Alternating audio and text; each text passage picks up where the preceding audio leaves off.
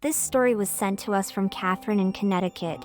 One night I was home alone. At the time I was single and living alone in a large Victorian home that I had inherited from my grandparents. The house was a 4-bedroom, 4-bathroom home with a large living room, formal dining room and kitchen. The house was vacant for about 2 years before I moved in. Before moving in, my brother had done some repairs as it was an older home that I wanted to make more modern. The home also had a basement as well as an attic. I had gone to the basement several times as I used it for storage. However, I hadn't gone to the attic in many years. So, on this night, I was curled up on the couch reading a book when I heard a loud thud. The sound appeared to come from upstairs.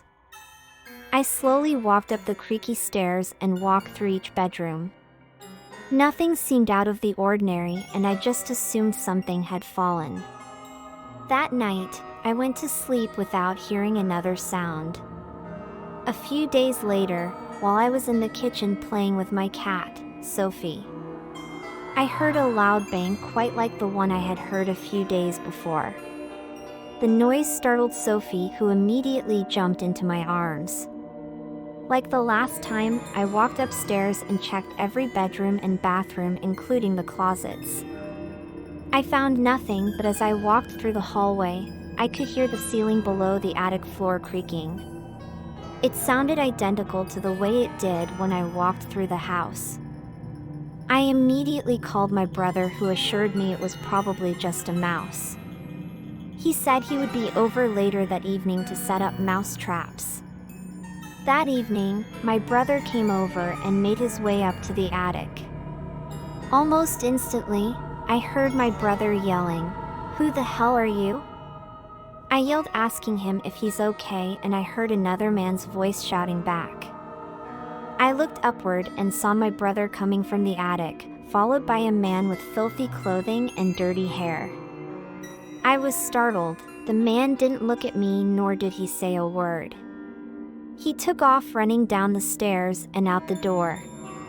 While my brother chased him, I called 911. My brother ended up not catching the squatter.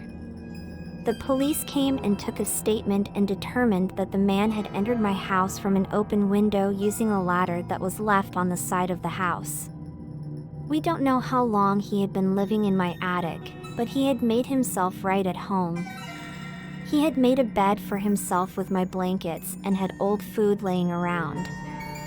I didn't have a mouse problem, but the old food in the attic would have created one. After the incident, my brother installed new latches on the windows, new locks on the doors, and installed a security system, and I haven't heard any creaking in the attic ever since. When I was about 10 years old, my older sister, who was about 25, had custody of my twin brother and me.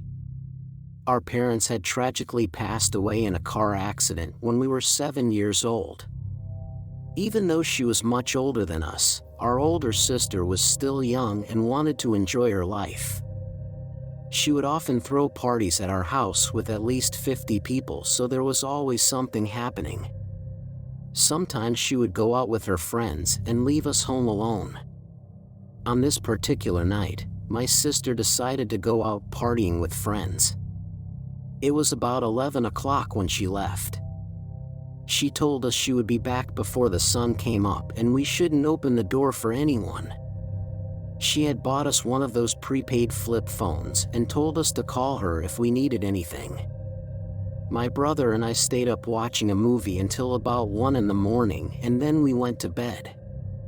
While sleeping, we heard the sound of shattered glass coming from downstairs. I ran to the top of the staircase where I saw 2 masked men coming up the stairs. I ran to the room my brother was in when one of the men stuck his foot in the door before I could slam it shut. My brother, who was still sleeping, woke up startled and started screaming.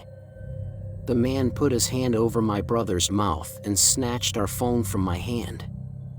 His accomplice was out of sight, but we could hear him rummaging through the house before whistling, which I guess was their cue for them to leave.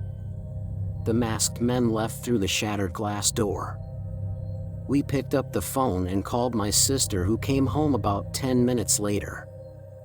She hugged us tightly while crying hysterically. She apologized for leaving us alone and thanked us for not calling the police, who would have likely called child services for us being left alone. A few weeks later, we found out that the robbers had been two of her childhood friends who frequented the parties she would throw at our house. They knew where she kept money and where all of our valuables are, including the jewelry my parents left behind. We found out because they had told another friend who told my sister. She ended up getting the jewelry back, but not the money, and we never saw them again. One evening in late October, I was home alone with my 2-year-old son. At the time, I was a stay-at-home mom, and my husband's job was about an hour away, so when he left work at 7, he wouldn't get home until about 8, and that's without traffic. By the time he got home, it would be pitch black outside. It was about 7 o'clock when I heard a knock at the door. I knew it wasn't my husband because he had just left work and wouldn't be home so soon. By the time I made my way from the kitchen to the front door and looked outside, there was nobody there. I looked around outside and I didn't see anyone outside our driveway either. I thought to myself, maybe I'm just hearing things. I went back to the kitchen and continued loading the dishwasher when I heard the knock again. This time I knew for sure I wasn't just hearing things. I walked back to the front door and looked outside, and still I saw no one.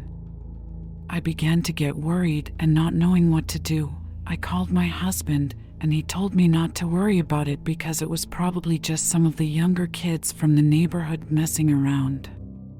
After he calmed me down, I went back to wash the dishes and never heard another sound. About an hour later, my husband came home and we sat down to have dinner. While we were eating, we heard a knock at the door. We looked at each other, and for the first time my husband seemed concerned. Standing at our front door were two men with their backs turned to our door so we couldn't see their faces. They were wearing all black clothing and even gloves. As we looked outside through the window, we heard a loud bang at our kitchen door, which sounded like someone was trying to break down our door. I grabbed my cell phone and dialed 911 while my husband grabbed his shotgun. He told me to lock myself in the bedroom with our son, who was screaming his head off because he saw how scared I looked. While I was on the phone with the 911 operator, I heard a loud gunshot. I was so scared and didn't know what to think. I didn't know if my husband was hurt or if he hurt someone else. I didn't know how many people were trying to break into our house. About 3 seconds later, I heard another shot. After each shot, my son just screamed louder and louder, and it became harder to hear what was happening until I heard sirens about 5 minutes after the second shot.